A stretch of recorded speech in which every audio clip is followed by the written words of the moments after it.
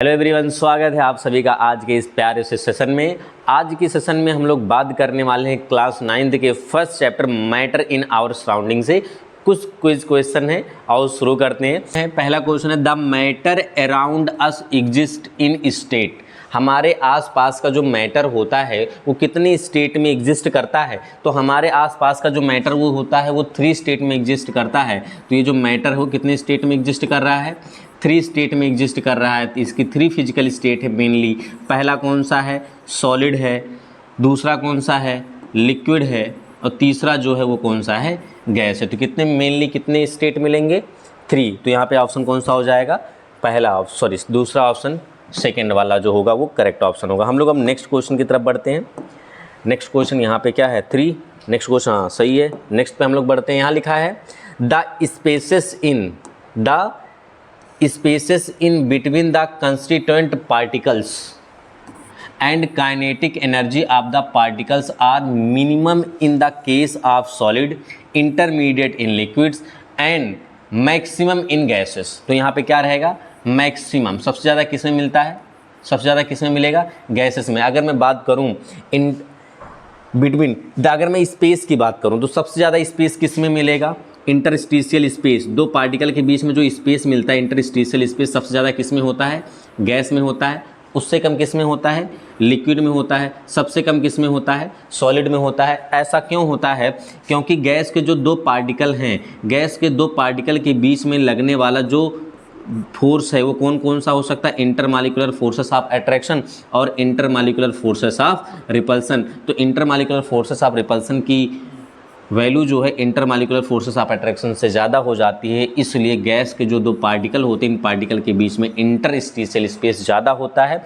और इन्हीं स्पेस की वजह से क्या हो जाता है, साथ ही साथ ये भी है कि जो गैसेस होते हैं इनकी काइनेटिक एनर्जी भी क्या होती है, ज़्यादा होती है। काइनेटिक एनर्जी भी क्या होगी, ज़्यादा होगी। तो यहाँ पर जो ऑप्शन बनेगा, ऑप्शन कौन सा सही है, मैक्सिमम, यानी option second.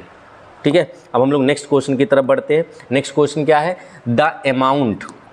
The amount of heat energy that is required to change 1 kg of a solid into liquid at atmospheric pressure at its is known as the latent heat of fusion। तो आपको बताया गया यहाँ पे क्या होगा, melting point होगा। ऐसा क्यों, आप ध्यान सुनो, यहाँ पे क्या लिखा गया है, the amount of heat energy that is required to change 1 kg of solid into liquid. तो सॉलिड को किसको कन्वर्ट करना है, लिक्विड में कन्वर्ट करना है। सॉलिड को लिक्विड में कन्वर्ट करना है। तो जिस टेम्परेचर पर सॉलिड लिक्विड में कन्वर्ट होता है उस टेम्परेचर को हम लोग क्या बोलते हैं, मेल्टिंग पॉइंट बोलते हैं। क्या बोलते हैं, मेल्टिंग पॉइंट। तो आपको याद रखना, मेल्टिंग पॉइंट एक टेम्परेचर है, ना कि प्रोसेस है। क्या बात समझ गए। तो यहाँ पे ऑप्शन कौन सा सही हो जाएगा, ऑप्शन 3।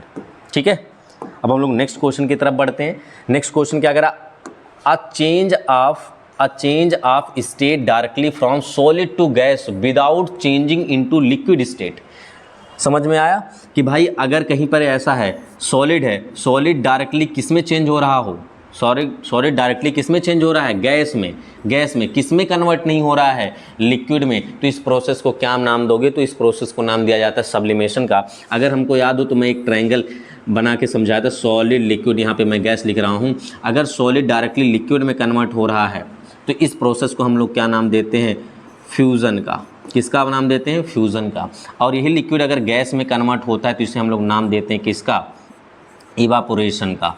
किसका नाम देते हैं, इवापोरेशन का। और अगर यही गैस डायरेक्टली किस में कन्वर्ट हो जाए, सॉलिड में, गैस डायरेक्टली सॉलिड में कन्वर्ट होता है तो इस प्रोसेस को हम नाम देते हैं डिपोजिशन का। किसका नाम देते हैं, डिपोजिशन का। तो सर ऐसा भी हो सकता है सॉलिड जो है डायरेक्टली गैस में कन्वर्ट हो जाए, क्या लिक्विड में कन्वर्ट हो रहा है, नहीं कन्वर्ट हो रहा है, तो इस प्रोसेस को हम नाम देते हैं सब्लिमेशन का। किसका नाम देते हैं, सब्लिमेशन का। सर क्या ऐसा हो सकता है सॉलिड लिक्विड में तो कन्वर्ट हुआ जिसे हम लोगों ने नाम दिया फ्यूजन, अब लिक्विड जो है क्या वो सॉलिड में डायरेक्टली कन्वर्ट हो सकता है। यस सर, लिक्विड जो है सॉलिड में अगर डायरेक्ट कन्वर्ट हो रहा है तो इसे हम लोग बोलते हैं फ्रीजिंग। क्या बोलते हैं, फ्रीजिंग।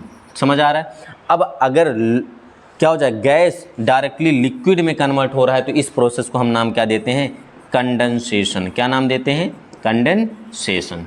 बात समझ आ रहा है, समझ आ रहा है। तो यहाँ पे क्या रखा जाएगा, यहाँ पे क्या हो रहा है, a change of state directly solid to gas without changing into liquid. तो सॉलिड से किस में जा रहा है, सॉलिड से गैस में जा रहा है। तो सॉलिड से गैस में अगर डायरेक्टली जाता है तो उसे हम लोग क्या नाम देते हैं, सब्लिमेशन का। क्या नाम दिया जाता है, सब्लिमेशन का। तो यहाँ क्या हो जाएगा, सब्लिमेशन। हम लोग नेक्स्ट क्वेश्चन की तरफ बढ़ते हैं। नेक्स्ट क्वेश्चन में क्या करा है, if the surface area is increased the rate of evaporation. ये अगर सरफेस एरिया इंक्रीज करोगे तो रेट ऑफ इवोपरेशन क्या होगा, इंक्रीज होगा। रेट ऑफ इवोपरेशन क्या होगा, इंक्रीज होगा। तो यहाँ पर भी क्या हो जाएगा, कौन सा ऑप्शन सही हो जाएगा, ऑप्शन थर्ड। ठीक है, अब लोग नेक्स्ट क्वेश्चन की तरफ बढ़ते हैं। नेक्स्ट क्वेश्चन क्या कह रहा है, बीइंग, ऐसे लो, being a good absorber of water help in absorbing the sweat, मतलब पसीना, and exposing it to the atmosphere for easy evaporation. तो ये कौन सा है, जूट है, नन ऑफ द ऑप्शन है, या कॉटन है। तो ये तो क्लियर है, कॉटन ही होता है। कौन सा होता है, कॉटन होता है। तो यहाँ पे ऑप्शन कौन लगेगा, ऑप्शन थर्ड का। ठीक है, हम लोग नेक्स्ट क्वेश्चन की तरफ बढ़ते हैं। चलो भाई, क्विज कंप्लीट हुआ, हमने कर दिया। अब हम लोग ऐसे क्विज का कंपटीशन या ऐसे क्विज हम लोग अगली वीडियो में या अगली सेशन में लेके आएंगे। मैं एक छोटा सा क्वेश्चन आप लोग को देता हूं और आप कमेंट में करके बताएं कि इस क्वेश्चन का आंसर क्या होगा, इस क्वेश्चन का आंसर क्या होगा। ठीक है, तो क्वेश्चन ये है कि मैं ये पूछना चाहता हूँ कि अगर लाइट है, लाइट, तो ये बताना है लाइट जो है वो मैटर है या नॉन मैटर है। आप कमेंट में करके बताएं जो लाइट है वो मैटर है या नॉन मैटर है।